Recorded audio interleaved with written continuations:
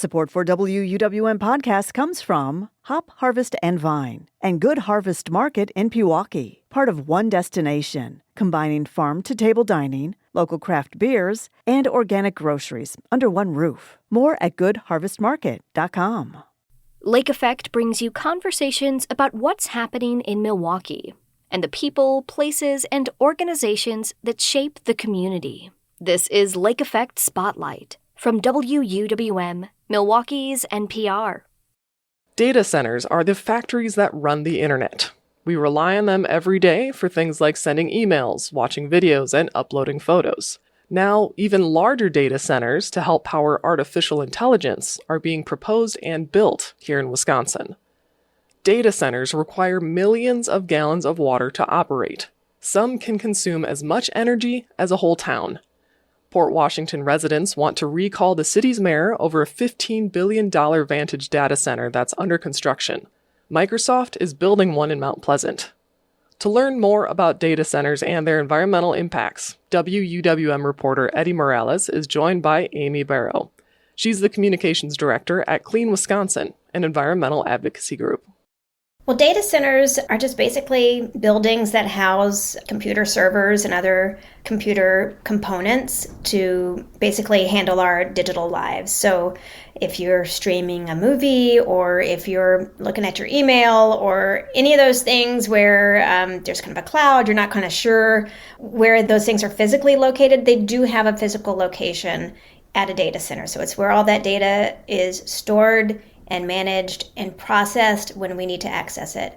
I think it's important to understand there's a difference between a data center and an AI or hyperscale data center. Wisconsin's had data centers for a reasonably long time, certainly a decade or more, but we haven't had hyperscale or AI data centers finished to this point.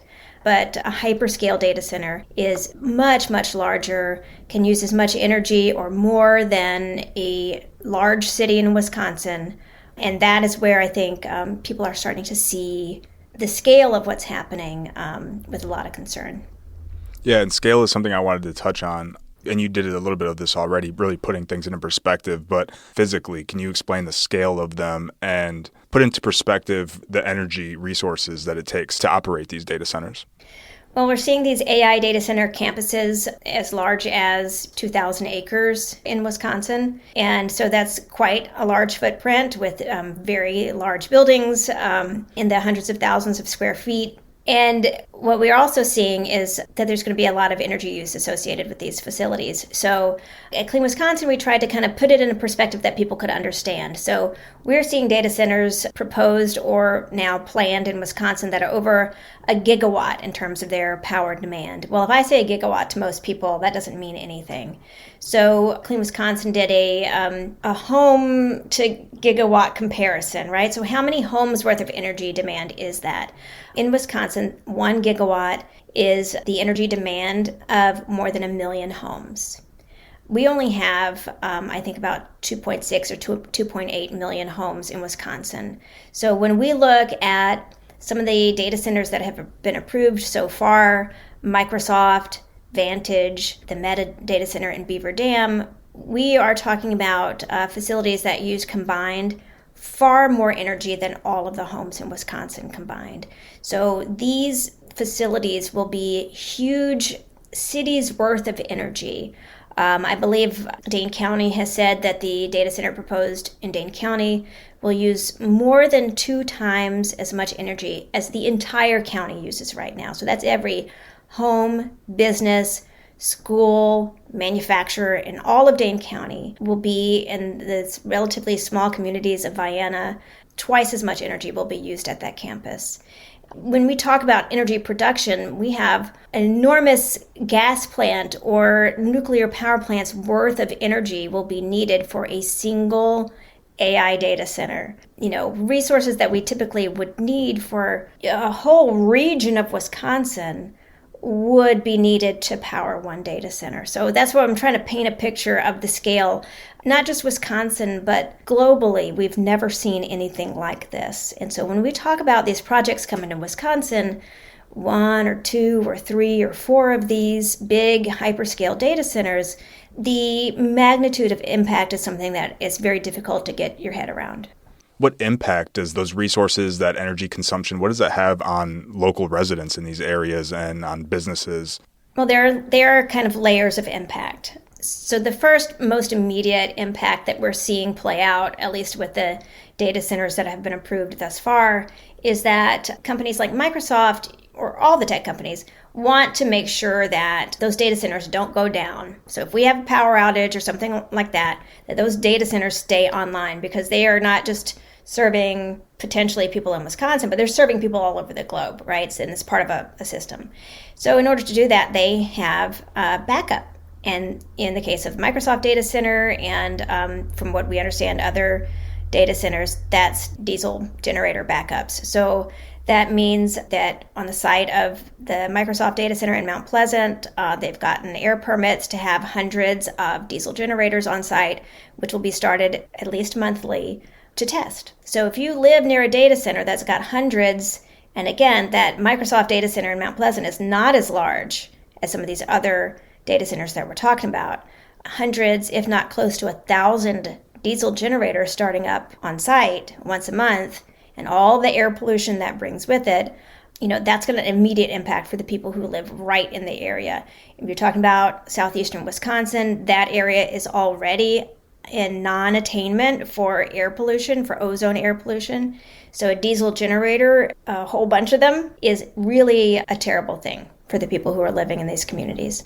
Secondly, I know there's a lot of concern about water use. Data centers, just like if you're sitting with your laptop and you feel like it gets hot on your lap or something like that, data centers use a lot of energy and they need to be cooled because of all the processing that's happening within those buildings. Again, these are big, huge, giant windowless buildings with a lot of computer components in them. And so it was the case that data centers used a lot of water on site for cooling. There's new technology that tech companies really like to tout that's called a closed-loop cooling system. So they use less water on site, although they certainly do use water, especially on the hottest, driest days of the year when our water systems are most stressed. But those closed-loop cooling systems can use more energy than the regular ones that use, direct water use. And energy comes with a huge water footprint. So in Wisconsin, energy production is responsible for more than 70% of water withdrawals.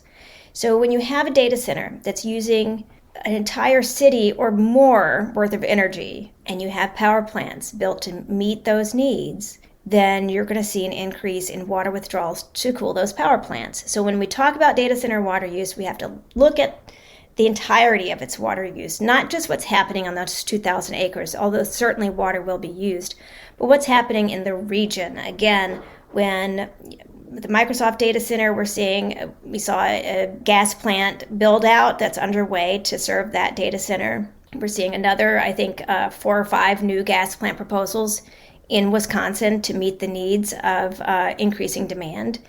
And, as that plays out, we need to really understand what that's going to mean for our aquifers, for our lakes and our rivers, for our water systems that we all rely on, again, especially during those hottest, driest days of the year.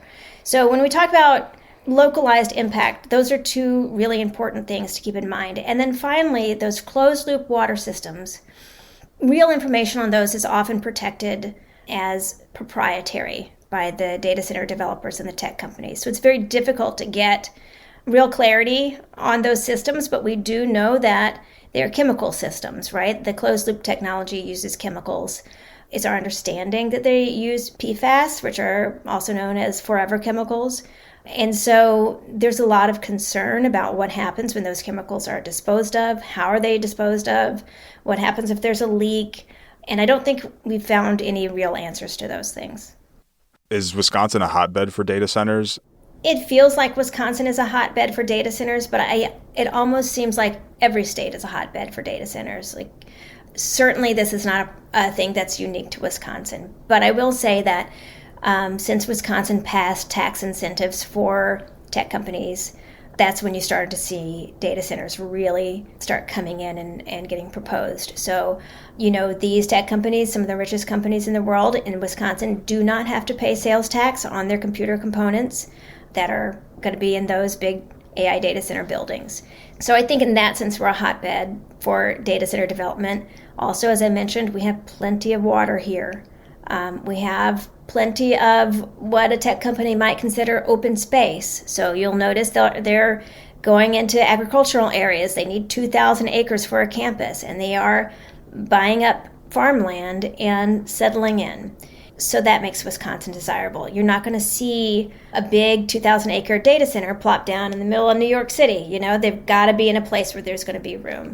And you have really accommodating energy utilities that are buying up the parcels of land near the energy generation sites and saying, okay, data center, come here. That happened with We Energies drawing in the Vantage data center, in fact, telling the developer, hey, you can make this even bigger than you planned.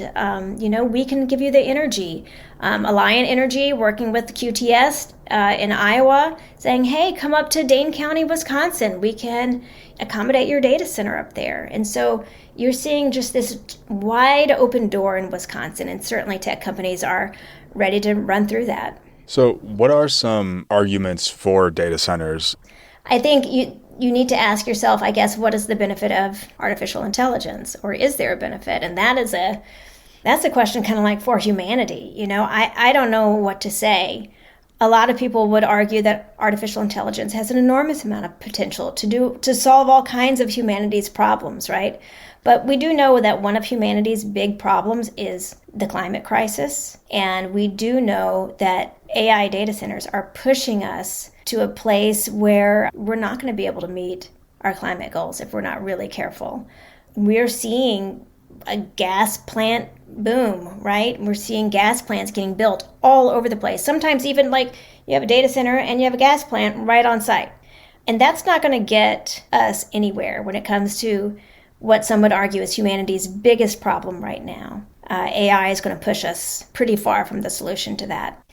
And, I think what you're seeing is local communities in Wisconsin that have really been starved by the state for revenue need it. They need revenue. And, that kind of falls to state lawmakers to ensure that small communities get the revenue sharing that they need, and that hasn't happened. So you're seeing small communities looking to these data centers as a source of revenue. So if you've got a multi-billion-dollar project happening in a small town and you're going to get tax revenue off of that project, and that project's going to pay for some things like upgrades to roads or to infrastructure, then it seems desirable. More desirable than when the land is in agriculture and isn't going to generate that kind of tax revenue. So that's what, you have communities just basically seeing dollar signs that they can get more revenue from a data center that they can get from the current land use, which is typically agriculture. I think, and the data center developers would say, hey, we're coming in here and we're going to be billions of dollars in construction are going to be happening. And during construction, that is a lot of jobs.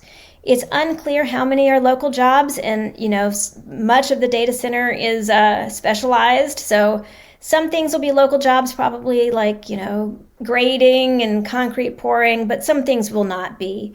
So it's kind of hard to tell how that's going to play out.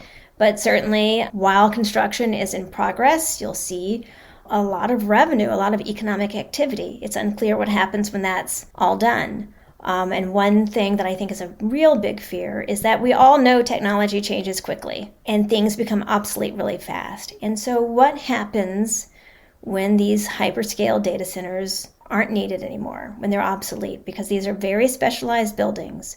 And so that's also a concern. I think it's important for communities to understand that when you have a building or a series of buildings that uses as much energy as the entire city of Milwaukee, your community is not going to be the same. It's not going to be like nobody notices that.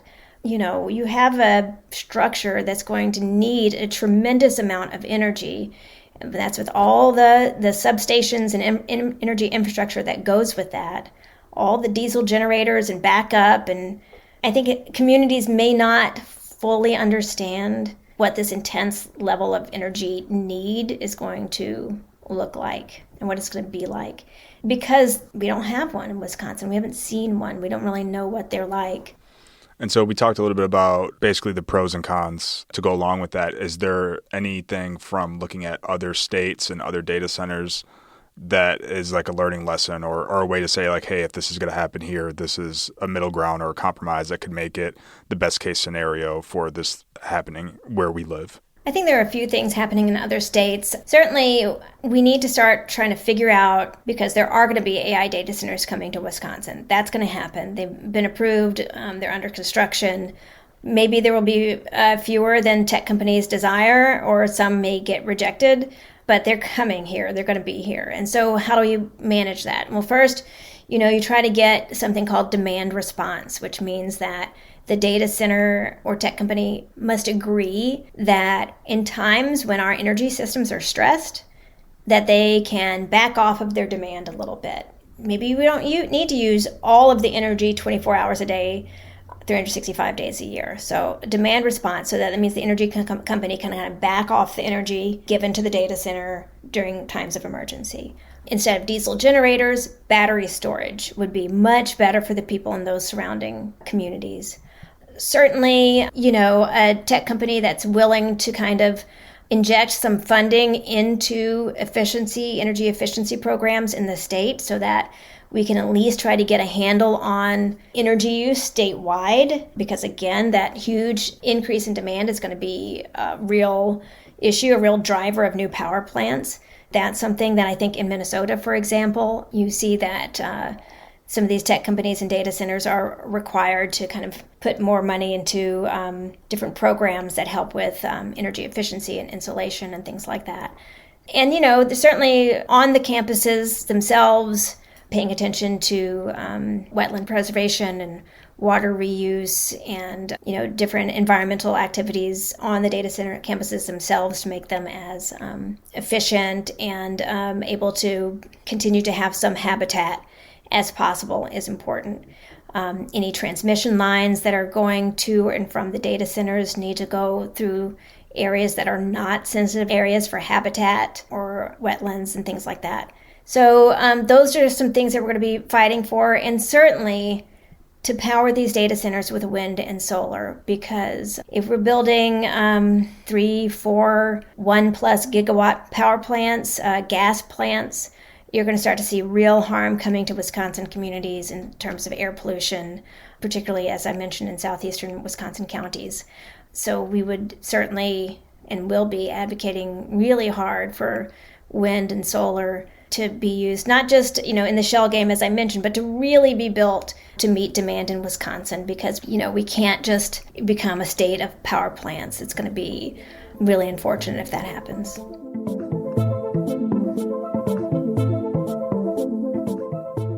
That was Amy Barrilleaux, Communications Director at Clean Wisconsin, speaking with WUWM reporter Eddie Morales.